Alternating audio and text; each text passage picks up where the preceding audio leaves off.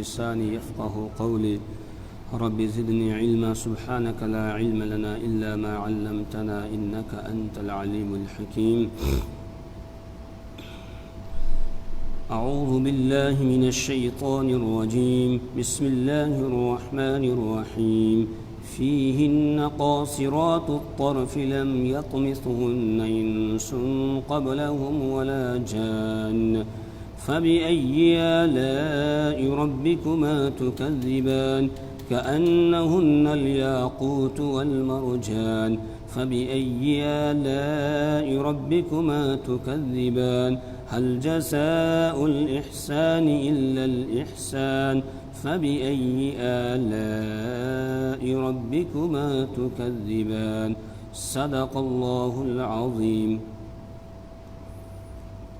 سورۃ الرحمن کی آیت نمبر 55 تک ہم پڑھ چکے ہیں۔ آج آیت نمبر 56 سے درس ہو رہا ہے۔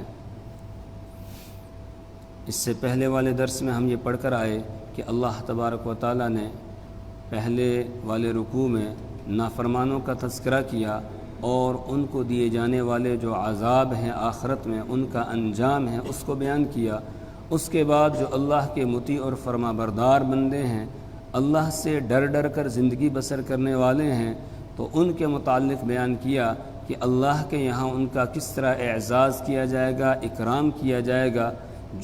جن کے دل کے اندر خوف خدا تھا، اللہ سے ڈر ڈر کے زندگی بسر کرتے تھے، کوئی نیکی کا کام چھوڑتے نہیں تھے، جو بھی نیکی کا کام ہو اس کو کرتے تھے، اور نیکی کا کام بھی اخلاص کے ساتھ صرف اللہ کی رضا کے لیے کرتے تھے۔ اسی طریقے سے گناہوں سے بچتے تھے، اور گناہوں سے بھی بچتے تھے صرف اللہ کے خوف کی وجہ سے۔ اس وجہ سے نہیں کہ لوگ کیا کہیں گے، لوگوں کی وجہ سے نہیں، بلکہ اللہ کے خوف کی وجہ سے وہ بچتے تھے کہ گناہ کے سارے راستے کھلے ہوتے تھے، سب کوئی رکاوٹ نہیں ہے، لیکن پھر دل کے اندر خوف خدا آ گیا اور گناہ سے بچ گئے۔ تو اللہ کے خوف اور ڈر کی وجہ سے یہ سمجھتے تھے کہ میرا رب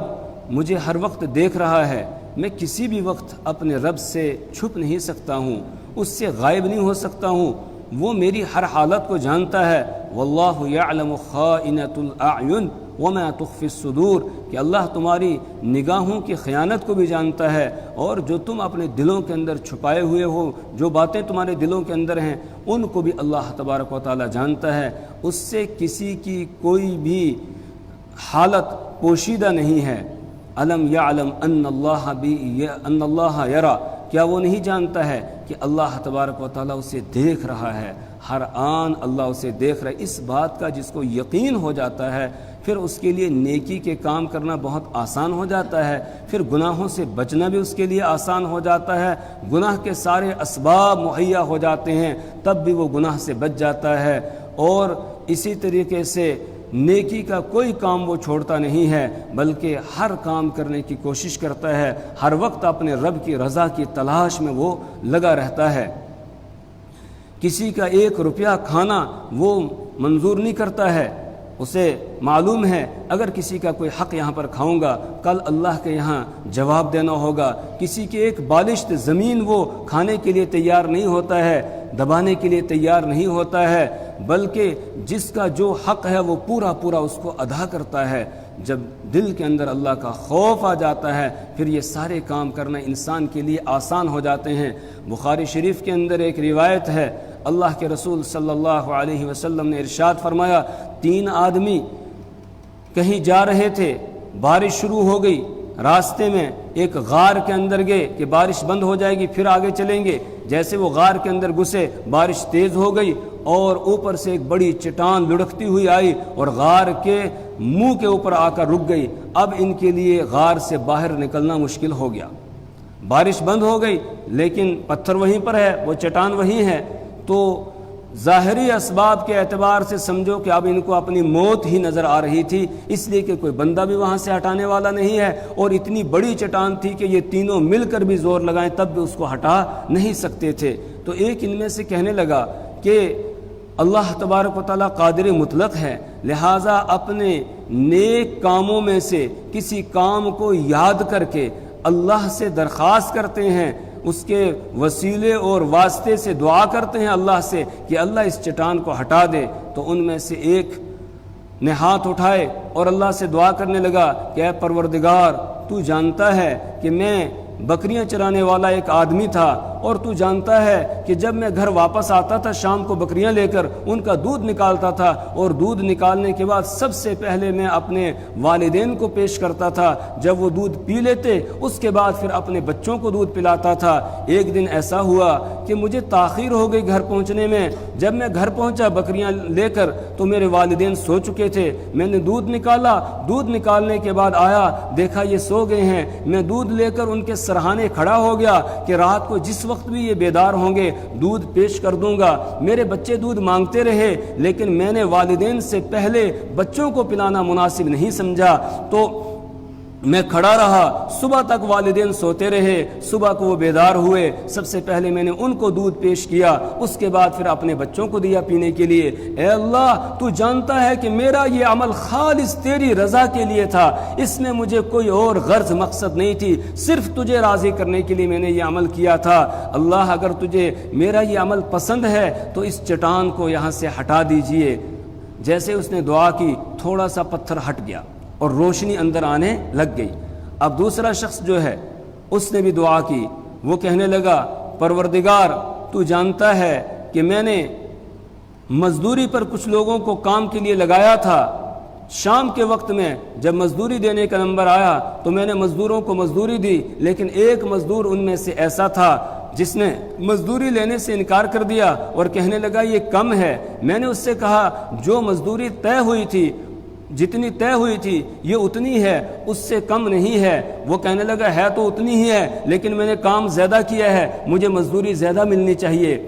میں نے اس کو کہا نہیں، اگر لینی ہے تو یہی لے لے۔ وہ کہنے لگا کہ پھر یہ آپ ہی رکھو، میں جا رہا ہوں۔ اس نے مزدوری نہیں لی اور وہ چلا گیا۔ اس کے بعد مجھے احساس ہوا کہ اس کی مزدوری اس تک پہنچانی چاہیے، لیکن اس کے بعد میں اس کا انتظار کرتا رہا، وہ مزدور مجھے نظر نہیں آیا۔ اس کے بعد جو اس کی وہ مزدوری میرے پاس تھی، اس کے ذریعہ سے میں نے کچھ اناج خریدا، کچھ غلہ خریدا اور اس کو کھیت کے اندر بو دیا۔ اس کے بعد اس کی کھیتی تیار ہو گئی، کھیتی کو کٹایا، کٹانے کے بعد اس کو میں نے بیچا، بیچنے کے بعد اس سے جو قیمت حاصل ہوئی اس قیمت کے ذریعہ سے میں نے کچھ بکریاں اس کے لیے اس کے نام کی خرید لی۔ اس کے بعد وہ بکریاں بڑھنے لگیں، ان میں اللہ تعالیٰ آپ نے برکت دی، وہ بڑھنے لگی۔ ان بکریوں میں سے کچھوں کو بیچا اور بکریاں آ گئی، اسی طریقے سے اور گائے خریدی، اونٹ خریدے، اور اسی طریقے سے پھر ان کو چرانے والے نوکر چاکر جو ہیں وہ بھی رکھے اجرت کے اوپر۔ ایک عرصے کے بعد وہ آدمی آیا اور آ کر کہنے لگا کہ میری مزدوری دے دو۔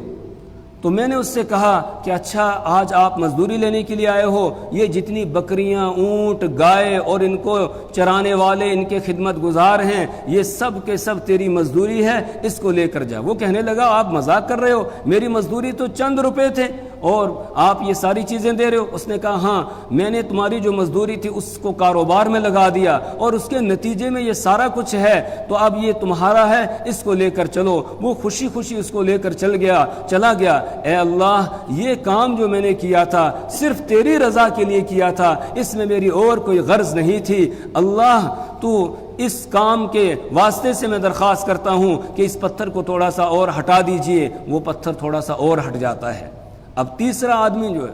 تھا اس نے بھی اپنے ایک نیک عمل کو یاد کیا اور اس کے واسطے سے دعا کی۔ اس نے ہاتھ اٹھائے اور کہنے لگا اے پروردگار، تو جانتا ہے کہ میری ایک چچا زاد بہن تھی، چچا کی لڑکی تھی، میں اس کے اوپر فریفتہ ہو گیا اور میں نے اس کو گناہ کی دعوت دی۔ اس نے مجھ سے یہ کہا کہ تو 100 دینار کما کر پہلے لا، وہ مجھے دے، اس کے بعد پھر اپنا کام پورا کر لینا۔ تو میں نے بڑی محنت کے ساتھ 100 دینار کمائے۔ 100 دینار کا مطلب ہے آج 40 تولے سونا، اتنا کمایا اور کما کر لا کر اس کو میں نے دے دیا۔ اس کے بعد تنہائی میں اس کو لے گیا اور جیسے ہی ہم آمنے سامنے ہوئے تو اس اللہ کی بندی نے یہ کہا کہ اے اللہ کے بندے، اتق اللہ، اللہ سے ڈر۔ یہ مہر جس کو اللہ نے بند رکھا ہے اس کو تو کیوں توڑنا چاہتا ہے؟ جیسے اس نے کہا اتق اللہ، اللہ سے ڈر، تو میں ایک دم پیچھے ہٹ گیا۔ مجھے آخرت کے سارے مناظر سامنے آ گئے، پروردگار میں نے وہ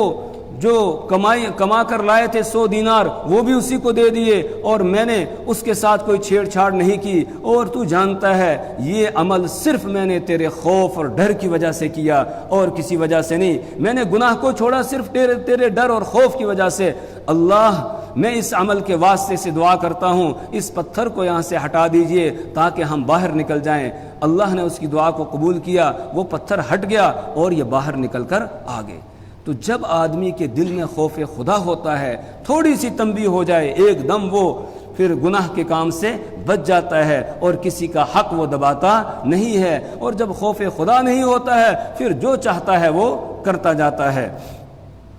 اگر کسی سے گناہ ہو گیا ہے تو وہ بھی اللہ سے ڈر جائے، توبہ کر لے، اللہ اس کو بھی معاف کر دیتا ہے۔ وَلِمَنْ خَافَ مَقَامَ رَبِّهِ جَنَّتَانِ، جو اپنے رب کے سامنے کھڑے ہونے سے ڈر گیا اس کے لیے 2 باغ ہیں۔ گناہ ہو جانا یہ کوئی بری بات نہیں، گناہ ہو جاتا ہے انسان سے، اللہ نے انسان کے اندر گناہ کا مادہ رکھا ہے، لیکن گناہ پر قائم رہنا یہ بہت بری بات ہے۔ اس لیے جیسے ہی انسان سے گناہ ہو جائے فوراً اس کو توبہ کر لینی چاہیے، اپنے رب کو یاد کر کے جیسے وہ توبہ کرے گا اللہ اسے معاف کر دے گا، اس کو بھی یہ 2 باغ جنت کے مل جائیں گے۔ نسائی شریف کی روایت ہے، حضرت ابو درداء رضی اللہ تعالیٰ عنہ بیان فرماتے ہیں کہ رسول پاک صلی اللہ علیہ وسلم نے قرأ هذه الآیہ، یہ آیت کریمہ پڑھی، وَلِمَنْ خَافَ مَقَامَ رَبِّهِ جَنَّتَانِ۔ حضرت ابو درداء رضی اللہ تعالیٰ عنہ فرماتے ہیں فَقُلْتُ وَإِنْ زَنَا وَإِنْ سَرَقَ، جیسے آپ نے یہ آیت کریمہ پڑھی کہ جو اللہ کے سامنے کھڑے ہونے سے ڈر گیا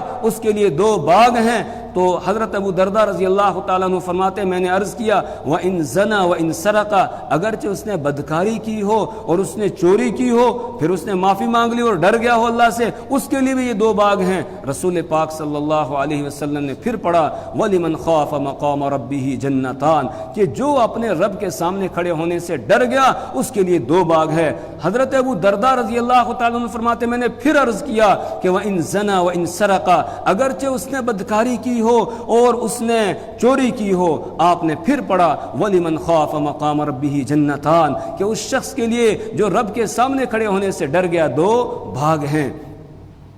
ابو درداء رضی اللہ تعالیٰ عنہ فرماتے میں نے پھر تیسری مرتبہ عرض کیا کہ وَإِنْ زَنَا وَإِنْ سَرَقَ، اگرچہ اس نے بدکاری کی ہو اور اس نے چوری کی ہو، اب رسول پاک صلی اللہ علیہ وسلم نے فرمایا وَإِنْ رَغِمَ أَنْفُ أَبِي الدرداء، کہ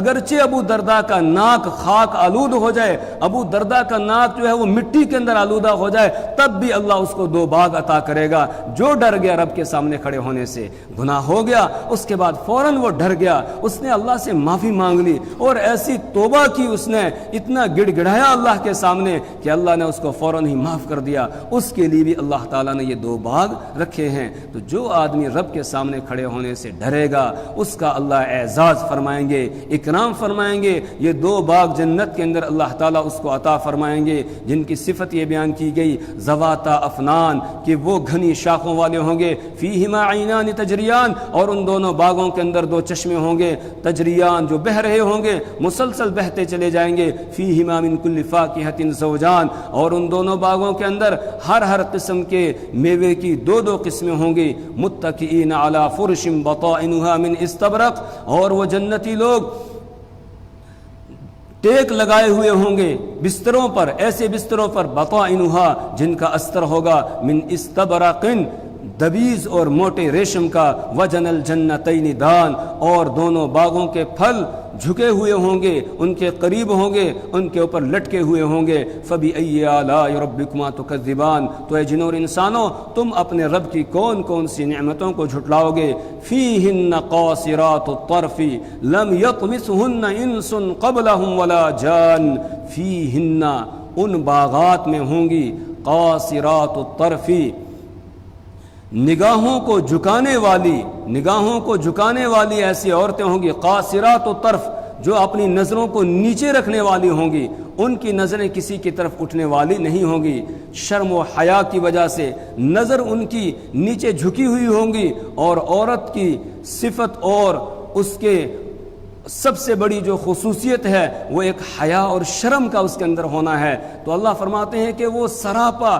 حیا اور شرم میں ہوں گی کہ ان کی نگاہیں نیچے جھکی ہوئی ہوں گی، کسی کی طرف وہ نظر اٹھا کر نہیں دیکھیں گی۔ اور ایک ترجمہ یہ کیا گیا ہے قاصرات الطرف علی ازواجہن، کہ ان کی نگاہیں ٹکی ہوئی ہوں گی ان کے شوہروں پر، جن کے حصے میں وہ آئیں گی بس وہ انہی کو دیکھیں گی، ان کے علاوہ کسی اور مرد کی طرف ان کی نظر اٹھے گی ہی نہیں۔ لم یطمثہن انس قبلہم ولا جان، لم یطمثہن، طمسا یطمس کے معنی آتے ہیں چھونا، لم یطمثہن، نہیں چھوا ہوگا ان کو، انسن، کسی انسان نے، قبلہم، ان سے پہلے، ولا جان، اور نہ کسی جن نے، یعنی ان کو نہ کسی انسان نے اس سے پہلے استعمال کیا ہوگا، نہ کسی جن نے استعمال کیا ہوگا۔ ایسی عورتیں، ایسی حوریں اللہ تبارک و تعالیٰ نے جنت کے اندر رکھی ہوئی ہیں۔ یہ عورتیں جو جنت کے اندر ہوں گی ان کو پیدا کیا جائے گا کستوری سے، کافور سے، عنبر سے، اس طرح کی چیزیں جو ہیں ان سے اللہ تعالیٰ ان کو پیدا کرے گا، اور ایک جنتی کو 70 حوریں اللہ تبارک و تعالیٰ عطا فرمائیں گے، اور دنیا کی جو عورتیں ہیں ان میں سے 2 عورتیں اللہ تعالیٰ اس کو عطا فرمائیں گے وہاں جنت کے اندر، اور یہ دنیا والی 2 عورتیں یہ سردار ہوں گی ان حوروں کے اوپر، اور وہ حوریں اللہ تبارک و تعالیٰ عطا فرمائیں گے۔ احادیث کے اندر اللہ کے رسول صلی اللہ علیہ وسلم نے بیان فرمایا ہے کہ ان کے سر کا جو دوپٹہ ہے لَنَصِيفُهَا خَيْرٌ مِنَ الدُّنْيَا وَمَا فِيهَا، ان کے سر کی جو اوڑھنی ہوگی، جو دوپٹہ ہوگا، وہ دنیا وما فیہا سے زیادہ بہتر ہے۔ یعنی دنیا کا سارا مال و دولت اگر خرچ کر دیا جائے اور اس دوپٹے کو خریدا جائے تو یہ اس کی قیمت ادا نہیں کر سکتا ہے۔ جس کا دوپٹہ اتنا قیمتی ہوگا اس کو خود اللہ تبارک و تعالیٰ نے کیسے بنایا ہوا ہوگا اس کا اندازہ یہاں نہیں لگایا جا سکتا ہے، وہیں پر جا کر اس کا اندازہ ہوگا۔ تو گھر بسانے کے لیے عورت کا ہونا ضروری ہے، اس لیے اللہ تعالیٰ جنت کے اندر بھی عورتیں عطا فرمائیں گے، اور جنتی حوریں اللہ تعالیٰ عطا فرمائیں گے۔ 70 حوریں ہوں گی، ان کے اوپر 2 یہ دنیا کی عورتیں ہوں گی جو ان کے اوپر راج کریں گی، ان کے اوپر سرداری کریں گی، اور وہ عورتیں ایسی ہوں گی اللہ فرماتے ہیں کنواری ہوگی بالکل، کسی نے ان کو ہاتھ تک نہیں لگایا ہوگا، نہ کسی انسان نے چھوا ہوگا، نہ کسی جن نے ان کو چھوا ہوگا۔ لم یطمثہن انس، نہیں چھوا ہوگا ان کو کسی انسان نے، قبلہم، ان سے پہلے، ولا جان، اور نہ کسی جن نے۔ فبأی آلاء ربکما تکذبان، تو اے جن اور انسانوں تم اپنے رب کی کون کون سی نعمت کو جھٹلاؤ گے؟ کأنہن الیاقوت والمرجان، ان کی اور صفات اللہ بیان فرما رہے ہیں، کأنہن الیاقوت، گویا کہ وہ یاقوت ہے، موتی ہیں، والمرجان، اور مونگے ہیں۔ یعنی جسم کی صفائی اور ستھرائی اور چمک کے اندر وہ یاقوت موتیوں کی طرح ہوں گی اور مونگوں کی طرح ہوں گی۔ فَبِأَيِّ آلَاءِ رَبِّكُمَا تُكَذِّبَانِ، تو اے جن اور انسانوں تم اپنے رب کی کون کون سی نعمت کو جھٹلاؤ گے؟ هَلْ جَزَاءُ الْإِحْسَانِ إِلَّا الْإِحْسَانِ، هَلْ جَزَاءُ الْإِحْسَانِ، نہیں ہے احسان کا بدلہ، نیکی کا بدلہ، إِلَّا الْإِحْسَانِ، مگر نیکی۔ تم نے دنیا کے اندر نیک کام کیے تھے، تم دنیا کے اندر نمازیں پڑھتے تھے، روزے رکھتے تھے، زکوٰۃ ادا کرتے تھے، حج اور عمرے کرتے تھے، اور نیکی کے کام کرتے تھے، نبی صلی اللہ علیہ وسلم کے طریقوں کے مطابق زندگی بسر کرتے تھے، ان کی سنتوں کو اپناتے تھے، تم نے اچھے اچھے کام دنیا کے اندر کیے، تو اب ان اچھے کاموں کا یہ بدلہ ہے جو اللہ تعالیٰ تمہیں جنت کی شکل میں عطا کر رہا ہے اور جنت کی نعمتوں کی شکل میں عطا کر رہا ہے۔ یہ اللہ تبارک و تعالیٰ کی طرف سے مہربانی ہے کہ اللہ یہ کہہ رہا ہے کہ تمہارے اعمال کا یہ بدلہ ہے، ورنہ ہمارے اعمال ہیں ہی کہاں کہ جن کا یہ چیزیں بدلہ بن سکیں۔ وہ تو اللہ اپنی فضل سے جنت عطا فرمائیں گے، اپنے فضل سے اللہ جنت عطا فرمائیں گے۔ یہ نیک اعمال جو ہیں یہ اللہ کی رحمت کو متوجہ کرنے کا ذریعہ ہیں، ان کی وجہ سے ان کے بدلے میں نہیں جنت ملے گی، بلکہ جنت تو اللہ کے فضل سے ملے گی۔ ایک موقع پر رحمت دو عالم صلی اللہ علیہ وسلم نے ارشاد فرمایا اللہ جنت میں جس کو بھی داخل کرے گا اپنے فضل سے داخل کرے گا۔ صحابہ کرام رضوان اللہ تعالی علیہم اجمعین نے عرض کیا کہ یا رسول اللہ آپ کو بھی جنت اللہ کے فضل سے ملے گی، اعمال کے بدلے میں نہیں؟ آپ نے فرمایا ہاں مجھے بھی اللہ کی رحمت جو ہے وہ ڈھانپ لے گی اور پھر میں جنت کے اندر داخل ہوں گا۔ تو اللہ کی اطاعت اور فرما برداری والی زندگی انسان کو گزارنی چاہیے. اسی سے اللہ کی رحمت متوجہ ہوتی ہے اور پھر اللہ اپنے فضل سے جنت عطا فرمائے گا. لیکن یہاں اللہ تعالیٰ شفقت اور مہربانی کے طور پر فرما رہے ہیں حل جزاء الاحسان الا الاحسان، کہ نہیں ہے نیکی کا بدلہ مگر نیکی. فبأي آلاء ربكما تكذبان، تو اے جنوں اور انسانوں تم اپنے رب کی کون کون سی نعمتوں کو جھٹلاؤ گے؟ جواب کیا ہے؟ لا بشیء من نعمک ربنا نکذب فلک الحمد، اے پروردگار ہم تیری نعمتوں میں سے کسی بھی نعمت کو نہیں جھٹلاتے ہیں اور تمام تعریفیں تیرے ہی لیے ہیں. اللہ سے دعا کریں اللہ ہمیں اپنی کتاب کی سمجھ اور فہم عطا فرمائے، اللہ اس کے مطابق عمل کی توفیق عطا فرمائے. اللہ ہر برائی سے، ہر گناہ کے کام سے ہماری اور ہماری نسلوں کی حفاظت فرمائے. سبحان اللہ وبحمدہ، سبحانک اللہم وبحمدک، ونشہد ان لا الہ الا انت ونستغفرک ونتوب الیک.